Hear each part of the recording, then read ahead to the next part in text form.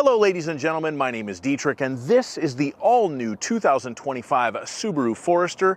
And when I say all new, I mean kind of new, somewhat new. We're going to go over that. I'm going to do a full review on this 2025 Forester Premium for you today. We'll go over what is new on the 2025 models. We'll have a look at the updated styling. We'll check out the engine and transmission, we'll measure out the cargo space, look at the passenger room, and check out the interior convenience features and the safety features on this premium model. And as always, if some of that interests you and some of it doesn't, check out the slidey bar right here for timestamps. So we're going to talk about what's new on the 2025 Forester model, and ostensibly this is an all-new design. However, there are a lot of similarities between this and the 2024 model. This is still based on the Subaru global platform as the 2024 Forester was. But allegedly, this is a stiffened up version of the global platform with a quieter cabin and smoother ride. I can say that the ride is extremely smooth on this car. It definitely has the smoothest ride in its class. And the cabin does seem to be a little bit quieter, so those seem to be worthwhile updates. You do get the ginormous 11.6-inch touchscreen on the interior, as long as you don't buy a base model. We'll get into that more when we get into the interior convenience features.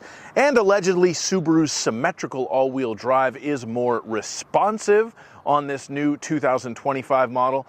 I haven't yet had the opportunity to drive this car on snow or ice, so I can't speak definitively about that, but I have driven several Subaru Foresters in the snow previously, and they are fantastic cars in bad weather, and I'm sure this one will be no different.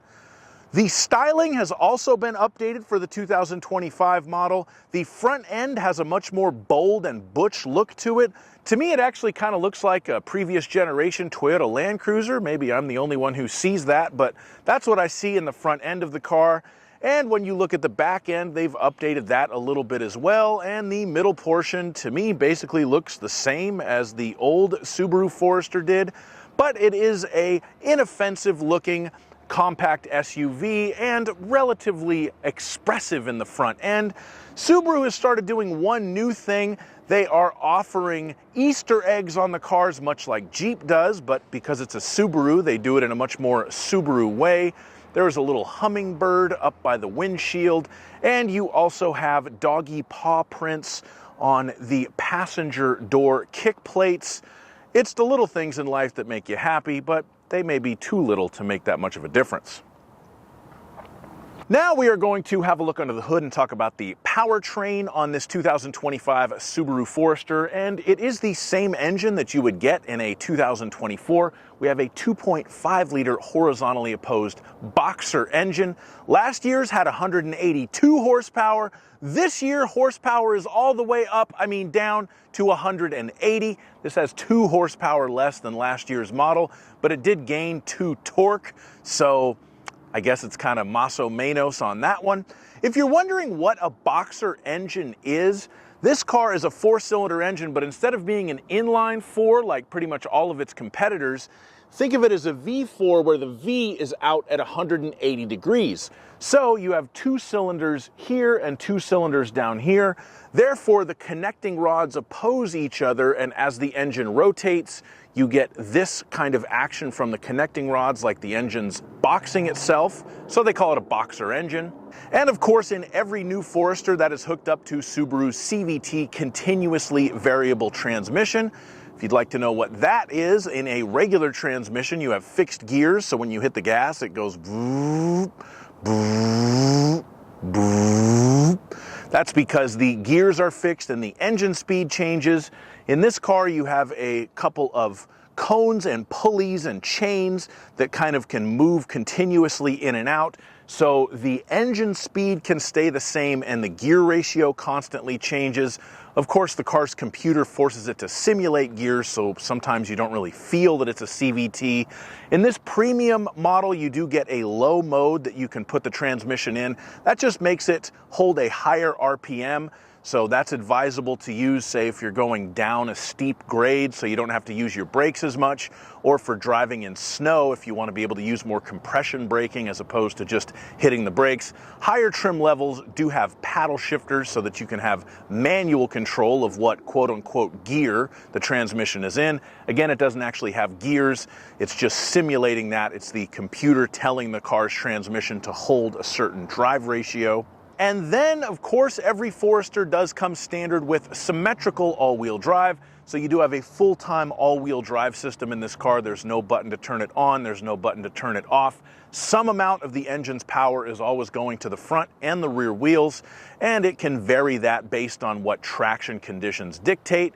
So why do they call it symmetrical all-wheel drive? Well, because of the aforementioned boxer engine being 2 equal halves, and also being very compact so that it can be mounted longitudinally in the engine compartment, which means that the crankshaft goes straight back into the transmission as opposed to sideways.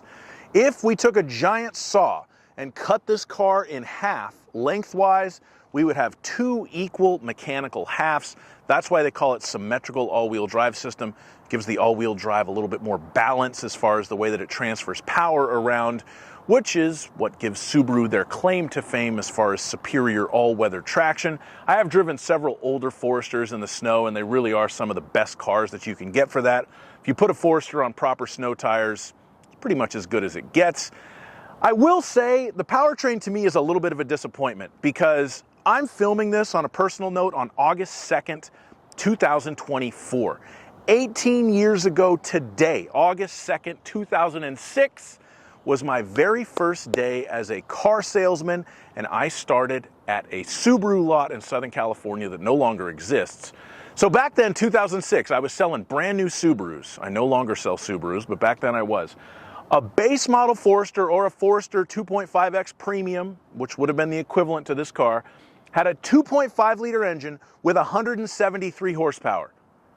Here we are 18 years to the day later, and a brand new 2025 Subaru Forester has a 2.5 liter engine with 180 horsepower.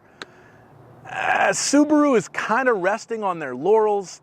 There's a little bit more to it than that, but when you put it in those stark terms, as much progress as Subaru has made in the last 18 years, and they have made a lot, they also haven't made very much at all. All right, now we're going to measure out the cargo space, so I'm going to kick my foot right under the middle of the bumper to open that, since this car does have the optional power liftgate. And I'm going to get my laser tape measure and measure it out. The length of the rear cargo area from the back of the cargo area to the bottom of the back seat, with the back seat up, 3 feet. The maximum width of the cargo area from there to there, which is kind of a small little cubby hole, but in between those 2 cubby holes is 5 feet and 3 inches of width. The minimum width in between that topographical map and that topographical map, 3 feet and 7 inches. Now I'm going to need to take this cargo cover out of the way, and in most cars that just involves me taking it out and tossing it in the parking lot, but in a Subaru they've actually molded the space, if I lift these bits out, that I can store it under here. And the Forester Premium does still come with a temporary use spare tire, so that's under there as well. So let me store the tonneau cover down below and continue my measurements. Just in case you're wondering, that's what it looks like when it's stowed. The height of the cargo area, the inside of the cargo area, is 2 feet and 8 inches. So there's the cargo area with the back seats folded down, and with those back seats folded down, the approximate length is 5 feet and 5 inches. I say approximate because that's the measurement to the back of that passenger side seat right there, which is set at kind of a mid position. And if you really want to, you can unhook that center seat belt so that it's not in the way. But that is the overall cargo area in a new Forester. Back seats lay almost flat. You could push that little bit down. Very useful cargo area in this vehicle. And if you need to lift something into the back of your new Subaru Forester, you will need to lift it 2 feet and 6 inches off of the ground. And that is the cargo area in a 2025 Forester Premium. Now we're going to measure out the passenger space, and for this test I'll use myself. I'm 6'5", so let's see if I can sit behind myself in a new Forester.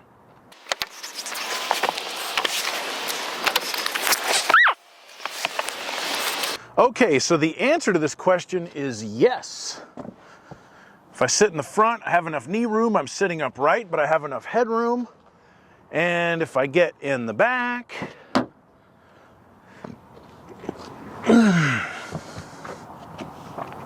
I have enough leg room, I have enough headroom, I can sit behind myself in a new Forester. That's the room behind my natural 6'5" leaned back driving position, which is very good. I also have standard rear air vents and a USB-C and a USB-A charging port in the back seat of this Forester Premium. Let's see, can you recline the seats in this car? Ooh, I can recline the back seats a little bit if I want to. I have the center armrest with the cup holders. So, very comfortable and very well-equipped back seat in a new Subaru Forester. Now we're going to move on to the interior and talk about the convenience features in this 2025 Subaru Forester Premium. This Premium is equipped with the only factory option package available on it, which they call Option Package 15. That gives you the blind spot monitors, the rear cross traffic alert, and the power rear liftgate, which is foot activated. That is a $1,200 cost for that option package, so it's up to you whether or not that's worth it to you. The next thing that will catch your attention when you get into this car is the large 11.6-inch diagonal touchscreen. I had the same touchscreen in my last Subaru, which was a 2021 Legacy XT. I hated it in that car because it was not very responsive. They do seem to have improved that in the new Forester. It is more responsive to the touch commands and seems to overall work better than the screen in my 2021 Legacy, so I am enjoying it more in this car. You do have Apple CarPlay and Android Auto, and they are both wireless, which is a very nice feature to have in this day and age. AM, FM, and satellite radio are standard as well on the Premium model. Speaking of wireless, we do have QI-compatible wireless charging in here. And you have a very large moonroof that is standard on all Foresters except for the base model, as it has been since I started selling them way back in 2006. The Premium also gives you a 10-way power driver's seat, and the seats are finished in a very durable cloth upholstery, and they are heated in the front. And we have keyless access with push-button start, and as far as convenience features go, that's pretty much it. Decent amount in here, but nothing extravagant. Now let's talk about the safety features on the new Subaru Forester, and the first one I'm going to point out is not immediately obvious, but pretty notable. All new Subaru Foresters, even base models, come standard with steering responsive LED headlights, which is pretty cool. There's a lot of very expensive cars that don't have that feature, but all new Foresters do have it. We also have the Eyesight Safety Systems standard, so that is the cameras behind the windshield up top. They watch the road for you and can do forward collision alert, emergency braking, lane keeping assist, lane departure warning, and it can also do automatic emergency steering to sort of swerve around something on the highway if it thinks it has room to do that and if it thinks you're going to hit it. And of course, we have adaptive cruise control and lane centering as standard as well. And I will put a link in the description showing you how to use that if you have one of these cars and you'd like to see a demonstration of it. Thank you so much for watching my review on this 2025 Subaru Forester. Overall, this is a very, very good compact SUV. The updates are a little bit less than the all-new design might indicate, but Subaru was starting with a very strong baseline anyway, so it's acceptable. It's a very good car, and it's definitely worth checking out if you are shopping for a compact sport utility vehicle. Please like my video, subscribe to my channel, and have a great day. Bye-bye.